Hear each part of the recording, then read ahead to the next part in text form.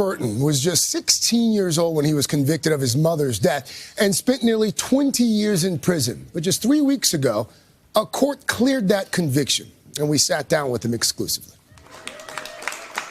Cheers of victory and sighs of relief. 46-year-old Huwe Burton, convicted nearly 30 years ago for killing his mother, finally free. How does it feel? It's surreal sometimes because you've been carrying a weight for so long, and to finally be able to put it down, it's like having freedom for the first time. It is a weight he's carried more than half his life. In 1989, when he was just 16 years old, Burton returned from school to find his mother, Huwe Burton, stabbed to death in their Bronx, New York home.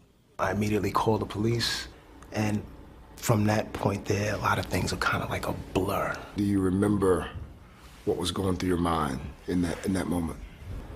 Almost disbelief. Just scared. Over the next 5 days, police questioned the terrified teenager about what he knew. That's when Burton says things turned accusatory. Said that they just kept saying that they knew that I was guilty and that I should just admit to it, and I'm not knowing why I'm being accused. But after hours of intense questioning, Burton eventually gave a written and filmed statement admitting the crime. You went from, wasn't me, couldn't have been me, I was in school, to, I did it. How? Whatever they needed me to say to get out of that room, I would have said, and I did. According to the Innocence Project, false confessions are a factor in 28% of DNA-exonerated cases. That number is even higher when you factor in age. 33% of false confessors were under 18 at the time of their arrest. What the research has shown about people that are innocent is that their innocence puts them at risk. They believe that the truth will surface, so they will say whatever it takes to get out of that room. But in Burton's case, he was found guilty of second-degree murder and sentenced to 15 years to life. He served 19 years in prison and was released on parole in 2009. At some point, you decided to do something about it. What'd you do? With the right people, different people or organizations that would help people who had claims of innocence. Sometimes I would write knowing I'm not going to get a response back. Finally, somebody responded back. The Innocence Project, a nonprofit dedicated to exonerating the wrongly convicted, joined Burton's legal team in 2016. Over the course of their investigation, they found proof of his innocence, including an alternate suspect who died before the trial, and evidence that the detectives who questioned Burton had also obtained false statements in a previous case. NBC News reached out to the New York Police Department for comment, but did not receive a response. The evidence was enough to reverse Burton's conviction. I offer my apologies to Mr. Burton on behalf of a system that failed him. And 3 weeks ago, the Bronx Supreme Court wiped his records clean. What did that mean for you? That life was just starting. Life was just starting.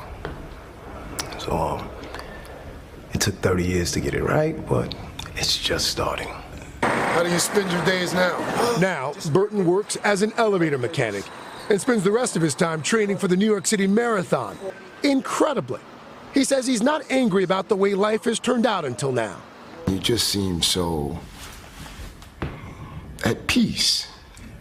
When you identify with your whys in life, you're able to be at peace. All of this that happened to me, it just can't be not for a reason. My mother, she just wasn't a woman who just worked and was murdered in her home. That can't be the end of the narrative. So for me, that's why I'm here. That's my why. Oh my gosh. He told me yesterday that part of the reason he so desperately wanted to clear his record was his father. His father, who passed away several years ago, spent the last years of his life visiting him in prison, but always knew in his heart that he was innocent. Yeah. So he had to prove for himself and his father that he was in fact innocent. And he said that's one of his few regrets, that his father died before he could see his record cleared. It's a remarkable interview. You know what? I think also goes a long way to having people understand how false confessions could happen, especially a young man. I had like no idea. that. That's an insane number. Last year, Governor Cuomo introduced some legislation here in New York, and it's the law now that requires all of the confessions to actually be videotaped. Here's the thing about his confession, though. It was videotaped, but just the final portion was videotaped. Right, not leading up. Right.